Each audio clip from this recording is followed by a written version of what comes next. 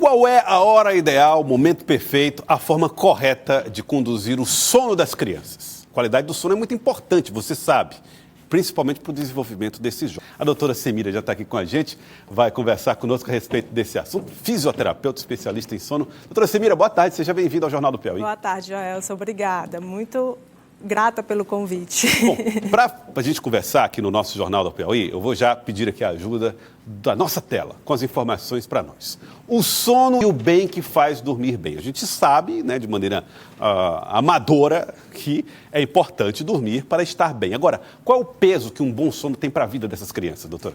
Na verdade, Joelson, enorme, né? Assim como a alimentação e a atividade física, o sono é essencial, e principalmente para as crianças e os adolescentes, né? Esses adolescentes, eles dormindo bem, eles precisam, na verdade, é algo biológico, eles precisam dormir bem. Então, dormindo bem, eles vão ter uma melhor memória, a imunidade dessas crianças a imunidade, principalmente nesse período de gripe, né? Então, vai fazer uma diferença, porque o sono, é durante o sono que tem muito essa elevação da imunidade, o sono profundo. Então, é muito importante, tanto para as crianças quanto para os adolescentes. E eles têm essas necessidades biológicas. Esse benefício ele leva para a vida inteira, doutora? Ele leva para a vida inteira, né? A gente tem até repercussões que a privação de sono vai refletir justamente no desenvolvimento cognitivo dessas crianças e desses adolescentes.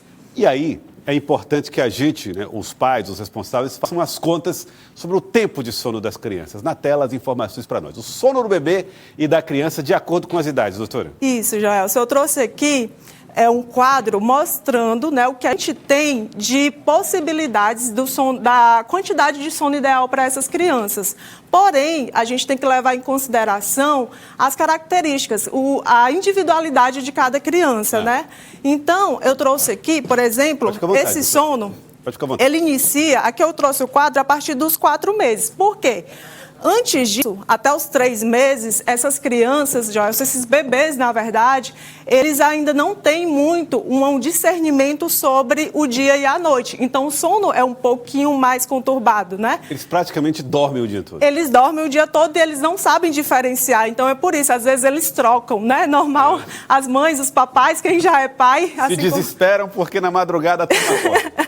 Exatamente. Então, a partir desses 4 meses é que começa realmente a regular o sono dessas crianças, justamente porque começa a amadurecer o cérebro e ter uma melhor liberação da melatonina, tão falada melatonina, né? Então, até os meses, doutora, os pais não precisam ficar preocupados se os bebês acordam na madrugada, né? Não, eles não precisam, mas assim, tem medidas, Joelson, que a gente pode fazer para amenizar, justamente medidas simples, para eles ajudarem eles nesse processo de discernimento entre o dia e a noite, como, por exemplo, apenas abrir a cortina, né, do quarto, quando ele tirar a soneca do dia, para ele começar a diferenciar entre o dia e a noite, né? E também começar alguns hábitos de higienização do sono também, como deixar esse bebê mais relaxado, com banhos relaxantes antes de dormir, à noite principalmente.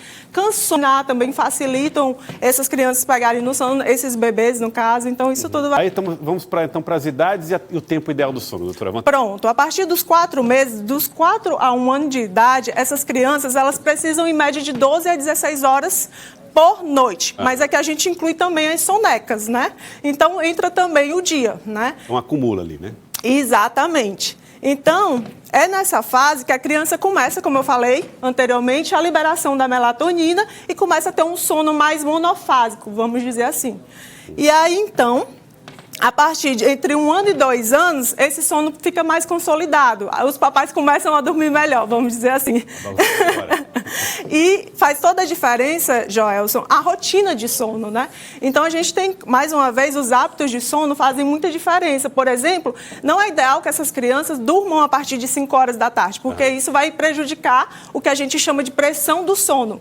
Vamos dizer assim, que é justamente tudo que a gente faz durante o dia para ajudar a ter um sono, pegar no sono com mais facilidade e ter um sono de mais qualidade. Muito bem.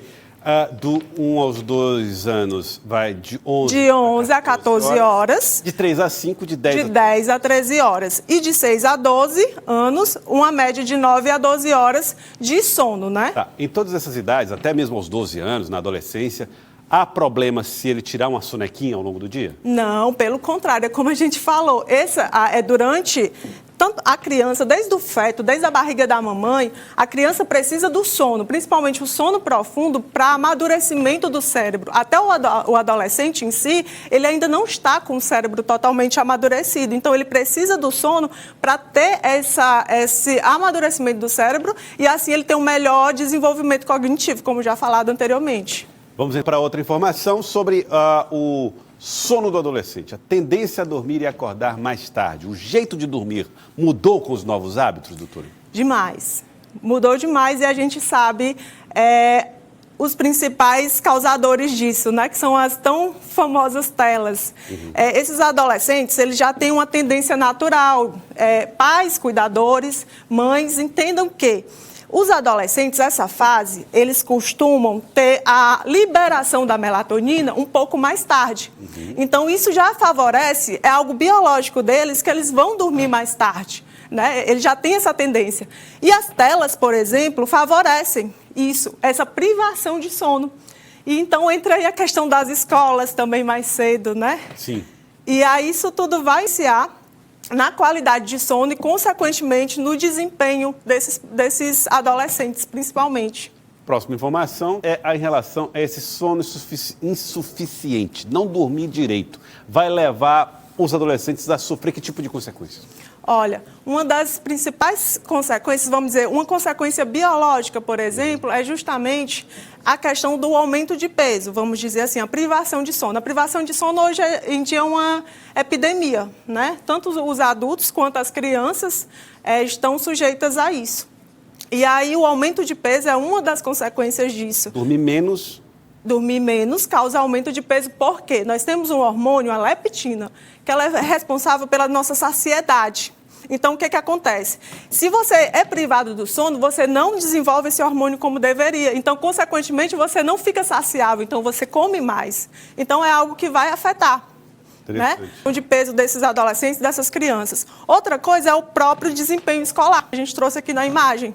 Essas crianças, elas vão ter uma questão de atenção reduzida e, consequentemente, o desempenho escolar dessas crianças serão afetados. Veja como a saúde é uma coisa complexa, né? Demais. Envolve muitas coisas.